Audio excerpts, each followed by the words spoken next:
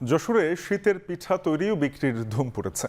রাস্তার পাশে ছোট ঘরে অথবা ফুটপাতে বিক্রি হচ্ছে এসব পিঠা। এ নিয়ে আরো জানাতে যশোরের বারান্দিপাড়া থেকে যুক্ত হয়েছেন সহকর্মী রিপন হোসেন। রিপন, জানাবেন যে কি ধরনের পিঠা তৈরি হচ্ছে এবং যারা উপভোগ করছেন এই পিঠাগুলো তারা কি জানাচ্ছেন এর দাম, স্বাদ এগুলো নিয়ে?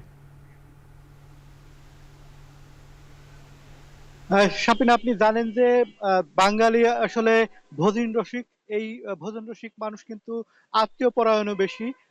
ইট পাথরের যে শহর রয়েছে, সেই শহরে যে পিঠা রয়েছে, সেই পিঠা আসলে সবাই বাড়িতে বসে বানিয়ে খেতে পারে না। সে কারণে বিভিন্ন দোকান রয়েছে, তাদের একমাত্র ভরসা।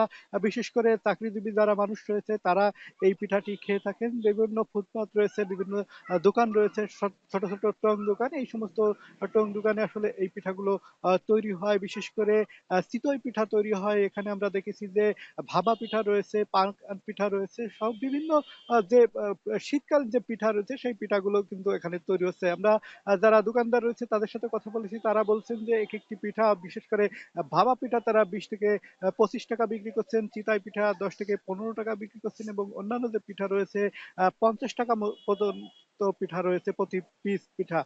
যারা ক্রেতা রয়েছেন তারা যেটি বলছেন যে সব সময় বাড়িতে বানিয়ে পিঠা খাওয়া আসলে কষ্টকর হয়ে যায়। সে কারণে যে দোকানগুলো রয়েছে সেই দোকানে সহজে তারা কিনে খেতে পারেন। বিশেষ করে এই সন্ধ্যার পর থেকে রাত পর্যন্ত ভিড় বাড়ে। আমরা দেখেছি যে বিভিন্ন যে ছিটে রুটির পিঠা সেটিও কিন্তু এখানে বিক্রি হচ্ছে।